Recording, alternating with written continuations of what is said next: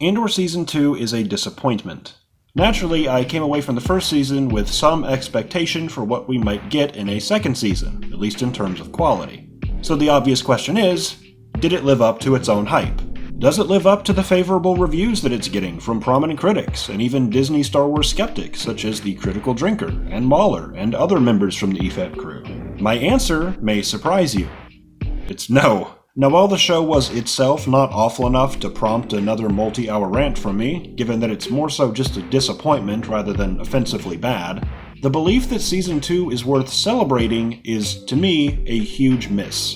And it is this that led me to feel that a breakdown of this nature was not just doable, but necessary for me to better organize my thoughts. The season is neatly divided into 4 individual acts, comprised of 3 episodes each. The season kicks off Act 1 in Episode 1 with Cassian Andor posing as an Imperial pilot to infiltrate a military base and steal a new model of TIE fighter. This is made possible due to a defecting Imperial officer on the base, and we have a really pleasant scene where Andor encourages her that she's doing the right thing. There are, several in fact, good scenes in Season 2 of Andor. There's a lot of good, thoughtful dialogue. I'm not always going to pause to comment on it, because there are plenty of other, more seasoned creators already gushing over the good moments that we have in Season 2. You can watch EFAP if you want to hear the positives broken down in detail, because I will not be dwelling on them here. Andor boards the TIE fighter and discovers that he either got bad intel, or at the least, insufficient intel, and that this TIE fighter is not one that he actually knows how to pilot. So he spends a few seconds trying to figure it out before deciding that he's got it and promptly slamming into a wall, alerting the guards. Now, instead of just loading a previous save, he decides to press on and fights through the guards, and then shoots a hole in the wall and flies away, escaping after an action-packed chase scene with Imperial TIE fighters. We get a cringe Zack Snyder zoom, and he flies away. Andor accomplished this mission and survived based on luck alone. Every time he came within inches of death, he narrowly avoided it, because just then, the universe decided to intervene and decide that he wins. Is your power system crapping out? Don't worry, it'll come back on a fraction of a second before you die. Is your power system crapping out again? Don't worry, the exact same fucking thing will happen again. Already, we're downplaying the competency of this character. Andor doesn't succeed here because of his skill and intuition. He succeeds despite his incompetence and because of luck. And a lot of this, unfortunately, sets the tone for the entire season. Whereas Season 1 showed restraint and didn't even introduce recognizable Star Wars iconography like stormtroopers or the Empire until Episode 4, here we opened with an over-the-top action scene in which our hero dispatches a dozen stormtroopers in a military base and gets into a space battle, and survives because he's the main character. Outside of his exchange with the defector, we don't learn anything about Andor, who he is, or what kind of person he is. The action doesn't develop him in any way. Practically every action that Cassian Andor takes in Season 1 gives us valuable information about the character, who he is, how he operates, what his principles are, and as a result, he is thoroughly characterized throughout its 12 episodes. Several major actions that Andor takes in Season 2 could have been taken by any generic character, or they outright contradict either who he is or how the world is meant to function. And what we have here is generic action. This is just action for action's sake, as though it could have been lifted directly out of The Mandalorian and handled by any generic action hero character. You can't say the same about Season 1, least of all its opener. Now, I don't intend to make a video about Andor Season 1, but I will recap the plot of Season 1 as needed, starting now. In Season 1, Cassian Andor lives on planet Ferrix. Now, the Empire are allowing some private corporations to handle law enforcement in various regions of the galaxy, and Ferrix is one such planet. In Episode 1, a couple of corrupt corporate security officers try to rob Andor on the street, and they get into a scuffle, and he ends up killing them both. This action will have a massive impact on the story going forward. He spends a couple episodes forging an alibi. It's revealed that before the start of Episode 1, Andor stole a valuable piece of tech from an Imperial ship, a Starpath unit, and now in his desperation, he's trying to pawn it off so that he can use the money to skip town and lay low. In Episode 3, Andor meets the character Luthen to sell the Starpath unit to him. But it turns out that Luthen isn't actually interested in the part. Instead, he wants to recruit Andor into the rebellion, because his ability to steal the Starpath unit proves that he would be a valuable operative. Andor isn't interested, but the authorities have caught up with him, they've taken control of the city, and are moving in to arrest him. And so, with no other choice, Andor escapes with Luthen, the two killing several officers on their way out of town.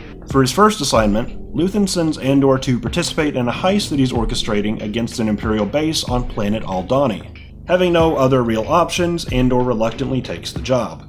Once the heist is completed, Andor takes his cut and ditches the team as he is, again, not actually interested in the rebellion itself. He lays low for a time before he is arrested on some unrelated, bogus charges. Even by choosing to mind his own business, he has become a victim of the very empire that he declined to fight against. He spends a few months in prison before orchestrating a prison break and escaping. While he was in prison, his mother Marva, back on planet Ferrix, has died. And not only that, but the events of Episode 3, as well as Episode 1, have brought Imperial attention onto the planet and the Empire have moved in to seize direct control. It is all of these events that bring every necessary character from each plotline back to planet Ferrix for Marva's funeral in Episode 12. See, the Empire have pieced together that Andor needs to be arrested in connection to the slain street officers and the deadly Ferrix raid and the Aldhani heist, because all of these events mattered. It's suspected as well that he's entangled with the rebellion, which of course he is, whether he wants to be or not. His mother Marva was a rebellion fighter as well, and she's left a recorded speech to be played at her own funeral, urging the people to rise up against the Empire. The Empire shut down the funeral, sparking a large and deadly riot in which the locals actively rebel against the Empire directly. Through all of the events of the season, Andor has become convinced to commit himself fully to the rebellion. Assuming that I haven't misremembered anything or left out anything particularly major, that's Andor's story in Season 1. Notice how every one of his actions, each of the crimes he commits against the Empire, even those that occur before the start of Episode 1, are critical to the plot. They have massive consequences for him and the world around him. By the end of the season, he's become one of the most wanted men in the galaxy. So it then becomes a little awkward to think that he can just waltz into an Imperial military base and steal a ship. Yes, he was able to do that before the events of Season 1, but it's a little harder to believe that he could do this after the events of Season 1, because I expect those events to have mattered. And it's honestly harder to believe that either he or Luthen would decide that he's the best man for this job. Luthen has plenty of other operatives that he could have sent on this mission, but he picked the one operative who the Empire are actively looking for and might recognize. Seems like a misallocation of your resources, buddy. Feels like an unnecessary risk. But what's worse is that this attack on a military base is a much bigger deal than anything that happened in Season 1. An enemy combatant breaking in, killing several soldiers, and stealing a ship are far more extreme and consequential than a few dead security guards or a payroll heist. And while those events were taken seriously by the Empire in Season 1, we don't see the same here. There will be no response from the Empire. There will be no acknowledgement that this attack even occurred, and there will be no impact on the plot. There are no consequences for Andor killing a dozen soldiers on a military base. We have fallen far from Season 1. So Andor flies unimpeded over to the drop point, where he's going to pass off the TIE fighter to the Rebellion so that they can study it or salvage parts from it, whatever they'll do. But his contact isn't here, and he's surrounded by guerrilla fighters. The dialogue here is absolutely fucking embarrassing. One of the guerrillas says, "You can stop right there. You've got 15 blasters pointed at you." And one of his allies interjects, "Don't tell him that!" This is meant to be funny. This is the first instance of what will be several instances of god-awful unfunny comedy in Season 2 of Andor. One of the guerrillas bites back, "But he's surrounded." And the other one replies, "But he needs to know the number? Like the actual number?" And the other guy goes, "Are you kidding?" And that's what I'm asking. Are you fucking kidding? It's worth mentioning at this point that the series was originally intended to be between 3 and 5 seasons total. It was only given 2. Whether it was meant to be 3 or 4 or 5 seasons in length, the fact remains. The story was contracted into only 2 seasons. And it fucking shows. The plot will skip forward at a breakneck pace and gloss over literal years of crucial character development between episodes. The overall product feels like it has been thoroughly butchered and stitched together out of unfinished plot lines. And so, when we encounter scenes such as this, I'm reminded of one very important detail. The clock is fucking ticking. You only have 12 episodes to tell your full, completed story, resolve all of your character arcs and plot lines. You do not have time to spare and need to make this season as trim and efficient as possible. Maybe we don't need to have extended scenes of unfunny comedy. The clock is ticking. So they continue to bicker, and one of them replies, "I knew you would do this! I knew you would do this!" Because these characters are very funny, and it's very funny that they're arguing at a time like this. This is Marvel humor at its, well, maybe not at its worst, but it's pretty damn close. So they grab Andor, and one guy goes, "Who are you?" And the other one interjects, "Who is he?" And the first guy goes, "Can I just do this, please?" Are you laughing yet? That clock's ticking. The other guy goes, "Then do it. We're waiting." And his interlocutor replies, "Let me know when you're done." And one of them pulls a gun on Andor, and the other guy goes, "Oh wow, big tough guy. We got a badass over here." Now this is all really gay, and for the sake of brevity, I'm not going to go over every one of their lines of dialogue. Just trust me that it's all this terrible. Andor stays in captivity as they continue to bicker like small children for a day or two before they eventually get into a scuffle and one of them gets shot and killed. This is not the only time that two characters will fight for no reason and then accidentally shoot someone in Season 2. And this is somehow the least terrible instance of this occurring. Even more worthless shenanigans ensue, which I don't even care to cover because this subplot is worthless and it doesn't matter. These characters in quotation marks are comically stupid because bickering and quips are funny, and you wouldn't expect people to argue like that at a time like this. That's why it's funny. It's revealed that these guys are just hangry, and I'm not even joking. It's the Snickers commercial. You're not you when you're hungry, and these guys just need something to snack on so they'll quit being so retarded. They've been without food for 2 days. Yes, you heard that right. 2 whole days. And it's like the end of the fucking world. Now, I have, personally, on at least one occasion, gone 3 days without eating any food before. My brain did not contract into the size of a peanut on the second day. Furthermore, are there really no animals in this literal fucking jungle for these brain-dead fucking gorillas to eat? Are there no birds? Is there no fruit? At this point, surely you might even resort to eating bugs if you were really concerned about your survival. And what's worse is that there actually is fruit, but that they didn't even bother trying to eat it for days because it might be yucky. I can't make this up. These guys don't want to eat their vegetables because they're yucky, Mom. They ran out of chicken nuggies and chocolate milk 2 days ago, and now they're literally going to starve and kill each other and die.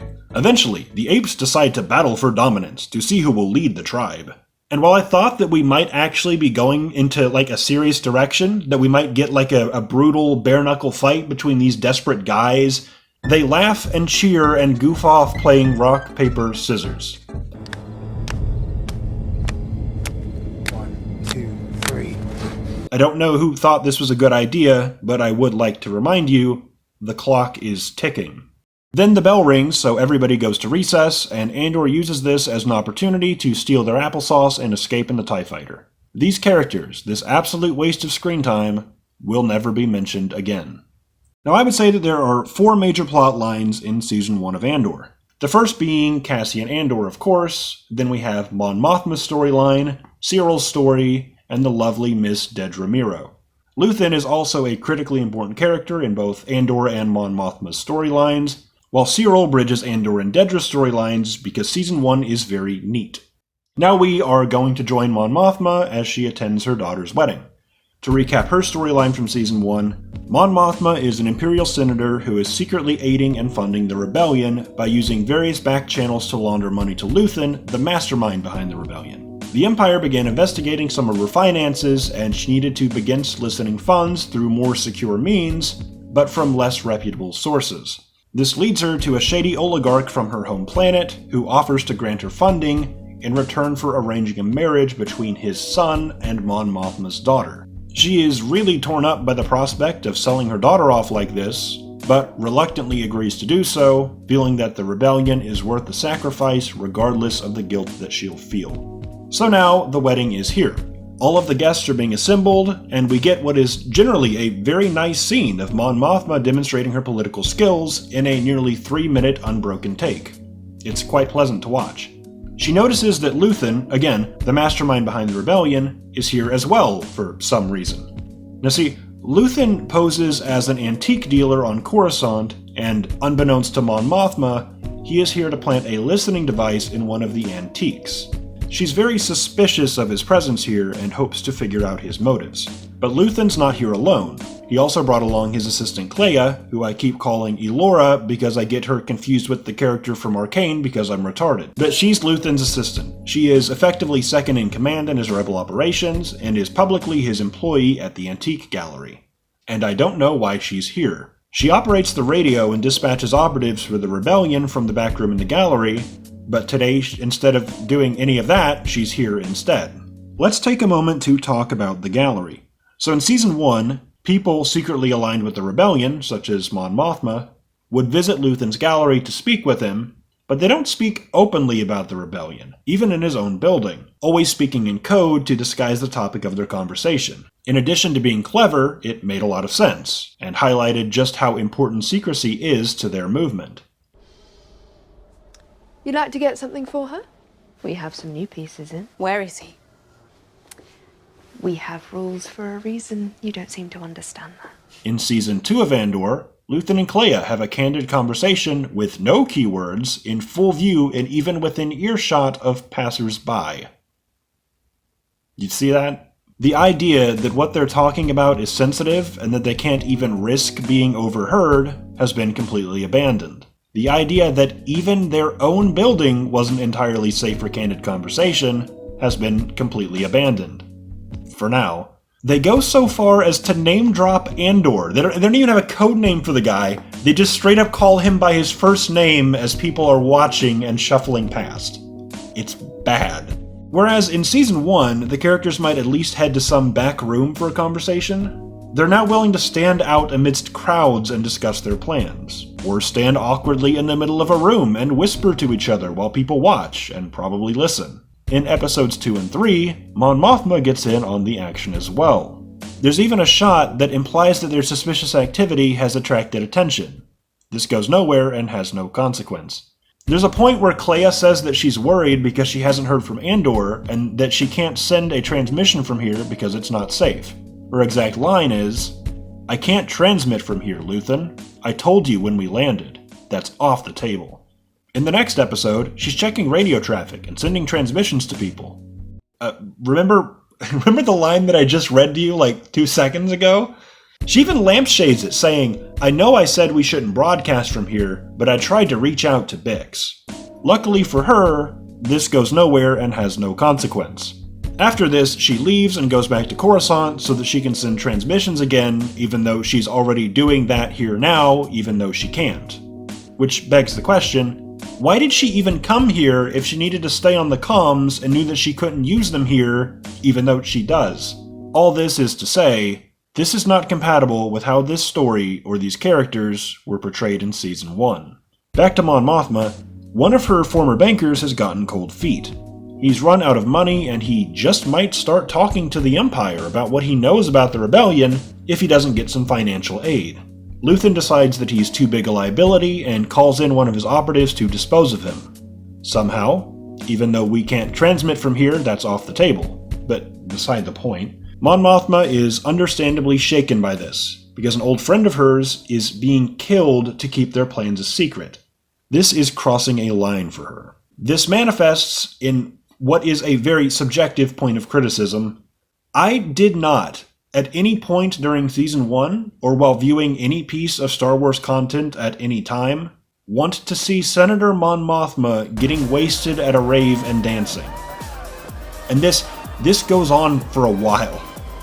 She's, dancing the pain away. I just have dog training tonight. That's the only events we have happening. Well, who's dancing?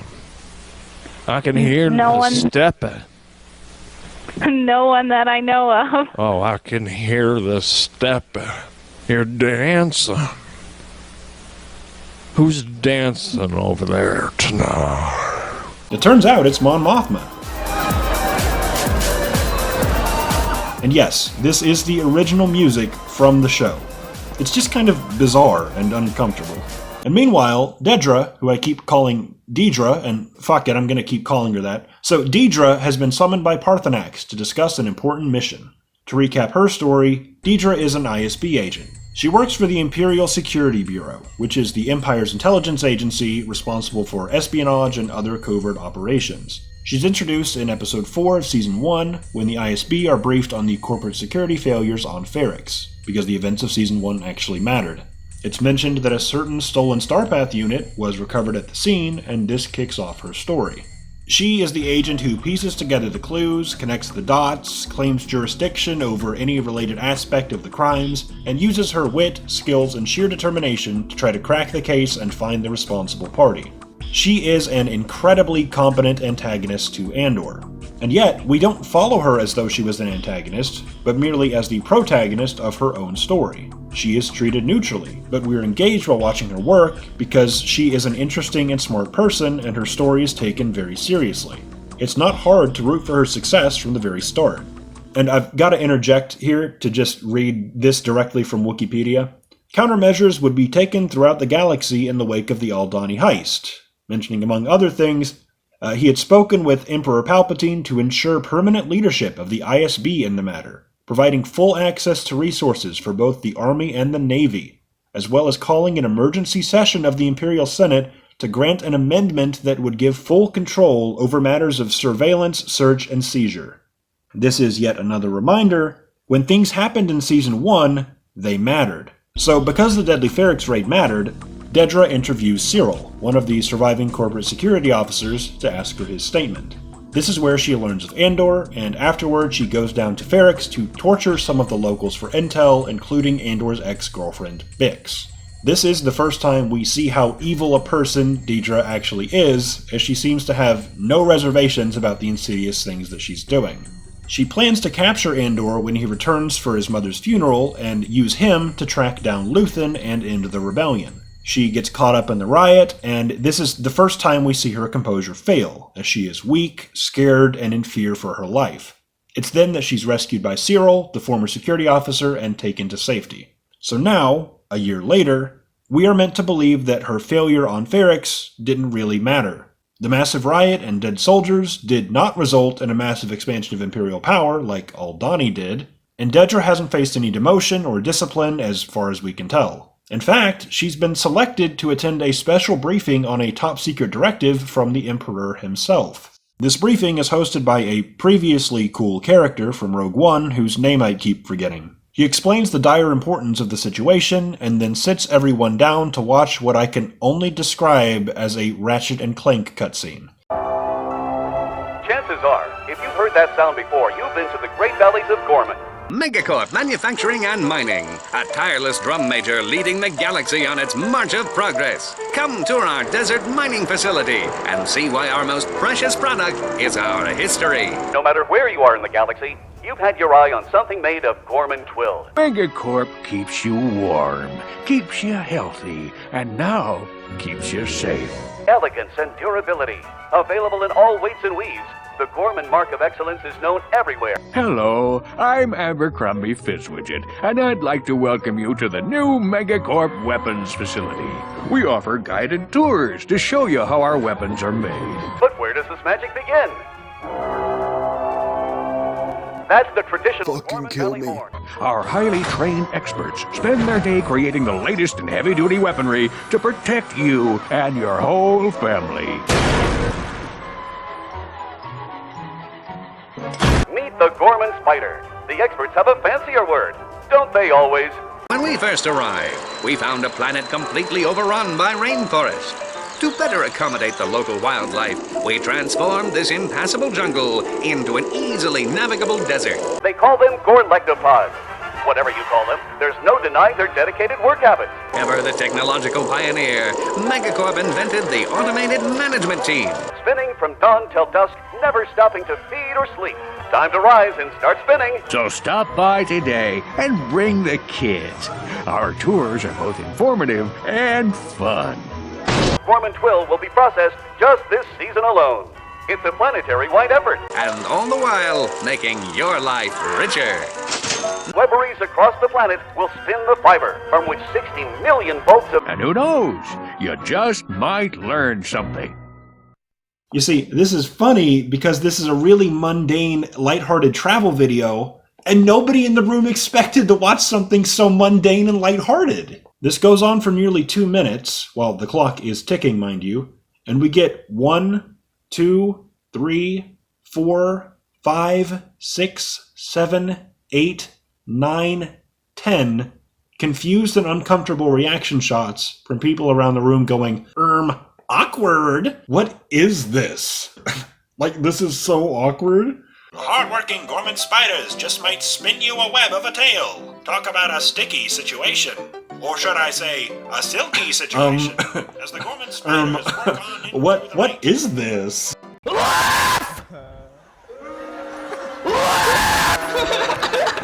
So then we stop on a freeze frame of a guy doing a funny face because this is a funny scene, and this guy whose name I can't...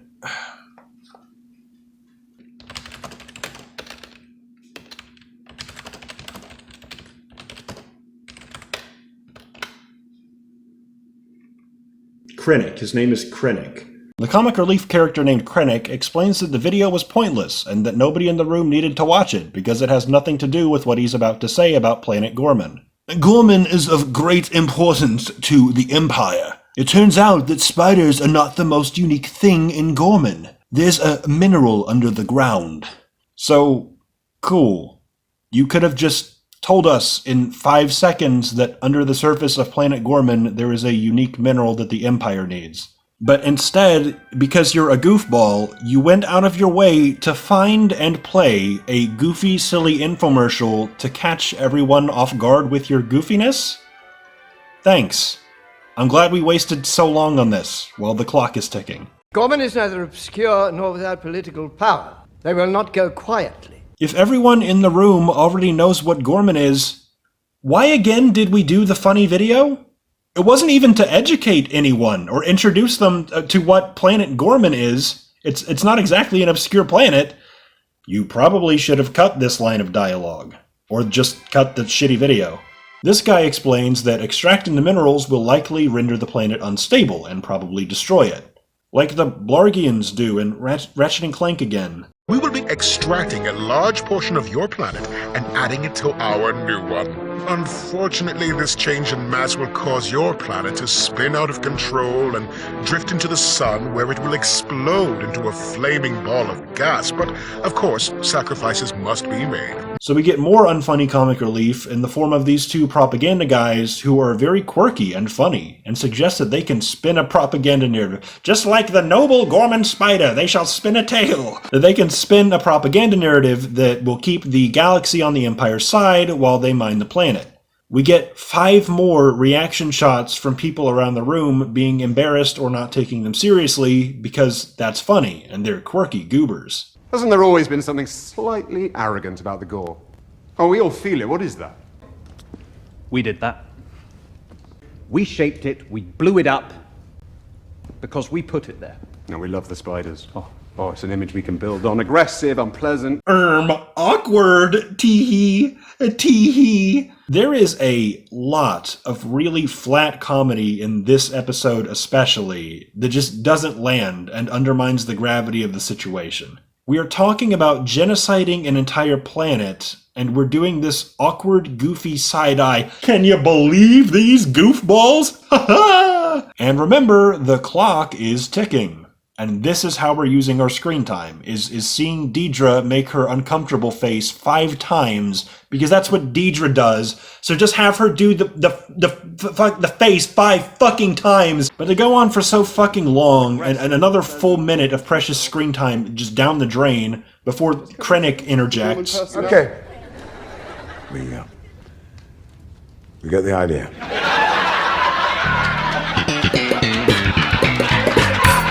I hate this so fucking much. The wink. Did you have to do the shit-ass wink?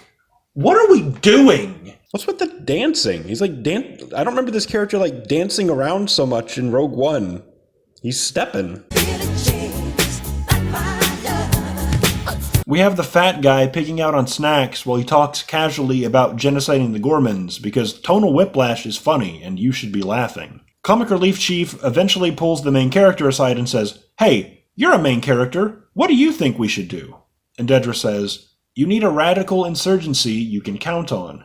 You need Gorman rebels you can depend on to do the wrong thing." So her plan is, we'll covertly inspire Gorman revolutionaries, put down the rebellion, and that's our pretext to establish full Imperial control of the planet and give us cover for the mining operation. That makes sense. It's kind of like the response after episode 3 of season 1. With a job well done, she goes back home to Coruscant, back home to Cyril. You lucky devil! Now, Cyril in season 1 was a corporate security officer overseeing Ferrix. When the 2 street officers were killed, Cyril believed that the only proper thing to do was to track down the killer and bring him to justice. But his superior actually wanted to cover it up to keep crime statistics low. This outraged Cyril, and when his boss was out of town, he organized his own task force to track down and arrest Andor after identifying him as the killer. There's an important scene in episode 2 where Cyril is asked to give a rousing speech to his men before they land, and because he is very socially awkward and inexperienced, he stumbles and bumbles his way through it. You can really tell that he means every word, but he's simply out of his element. This remains true when their raid on Ferrix is unsuccessful and results in what he perceives to be a riot and the deaths of several of his men. Cyril quickly loses his composure under pressure and cannot handle the stresses of armed combat. He is obviously fired from his job, and so he goes back home to live with his mother on Coruscant. His mother is very overbearing and even insulting, treating him not just like a child, but like a weak and stupid child, all while claiming that he doesn't treat her right. There's this great dynamic where he's actually the most confident in himself when he's at his lowest point, grumbling his defenses back at his mother while she ridicules him. He's sure that he's doing the right thing, and while his mother annoys him, she doesn't demoralize him.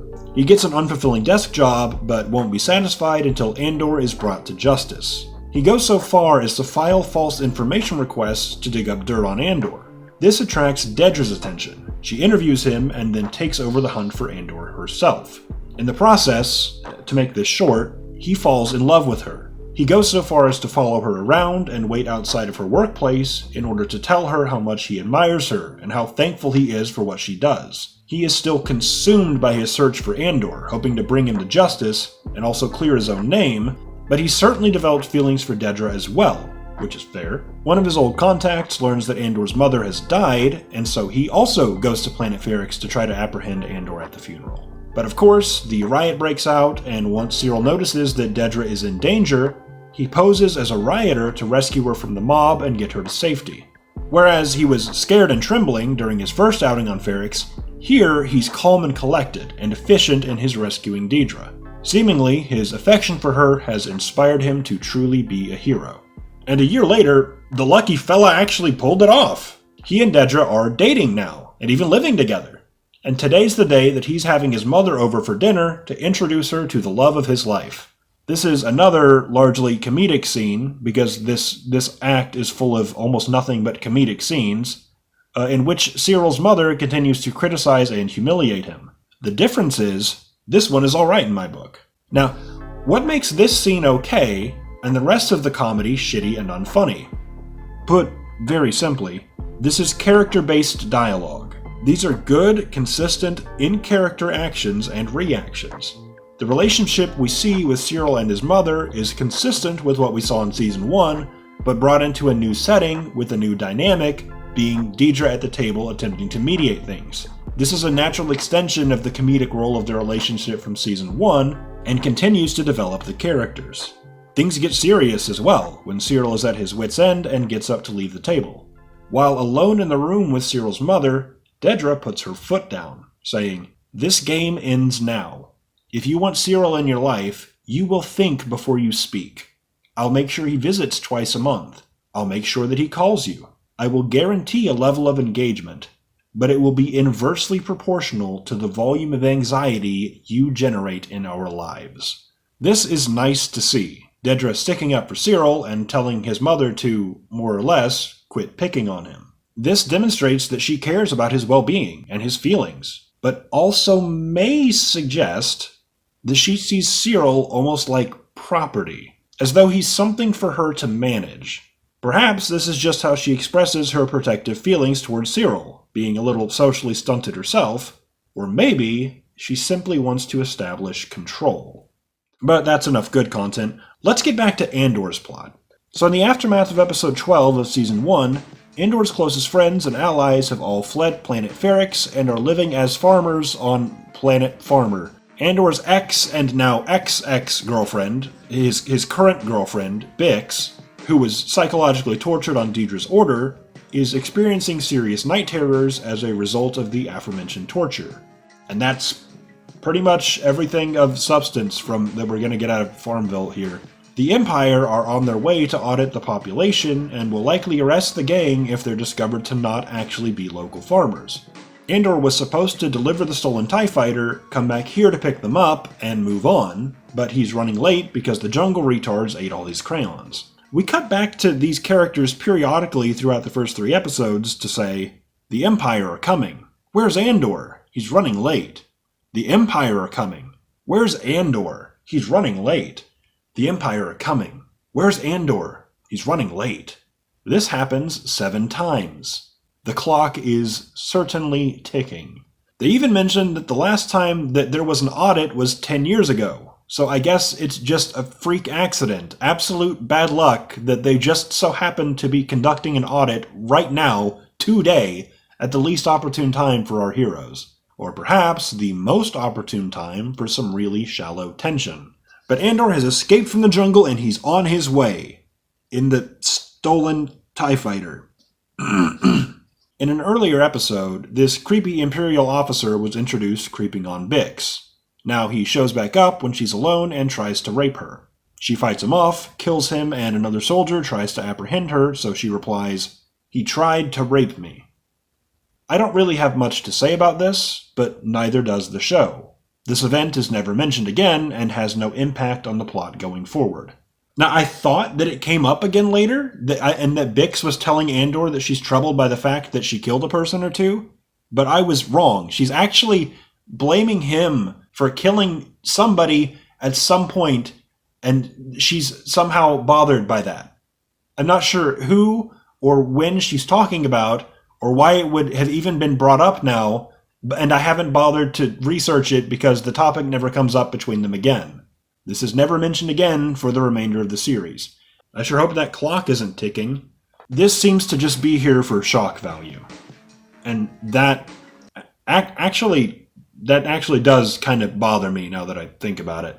But of course, Andor shows up at the last possible second to swoop in and save the day, shooting up the Imperial soldiers and destroying their convoys with lasers and missiles. Unfortunately, Brasso dies. Remember Brasso? Well, he dies. But everyone who didn't die hops on the TIE fighter and flies to safety. Thus ends Act 1 of Season 2 of Andor. The TIE fighter will never be mentioned again by any character and has no bearing on the plot going forward. The gorillas in the forest will never be mentioned again and have no bearing on the plot going forward.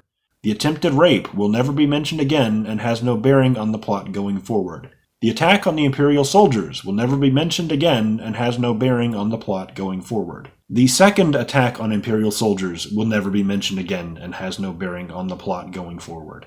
Brasso's death, if I'm not mistaken, will also never be mentioned again and has no bearing on the plot going forward.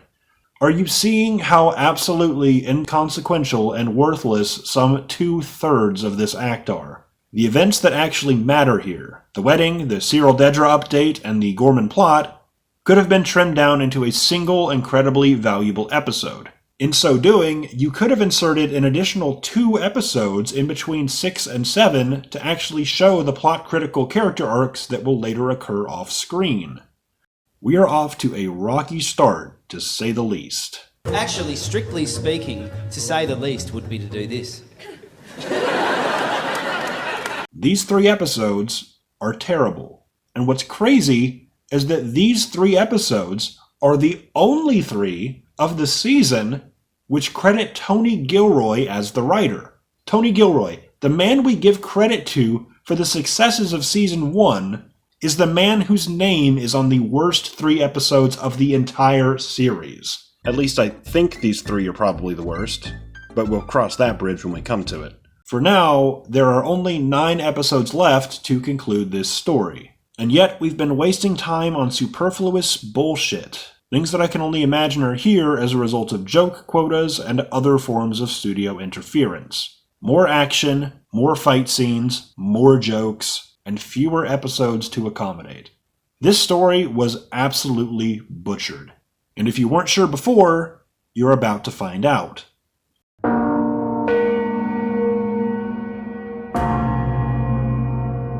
Now this is where my jaw dropped. We're skipping forward an entire year from the events that just took place. A year. Now that's not necessarily a bad thing. We just have a few questions that need to be answered. Those of us who watched the first season recall that a riot on planet Ferrix resulted in a massive Imperial crackdown on the planet. So, a direct attack on Imperial soldiers by rebel forces in a stolen jet will get what sort of reaction? Surely there will be a reaction. Right?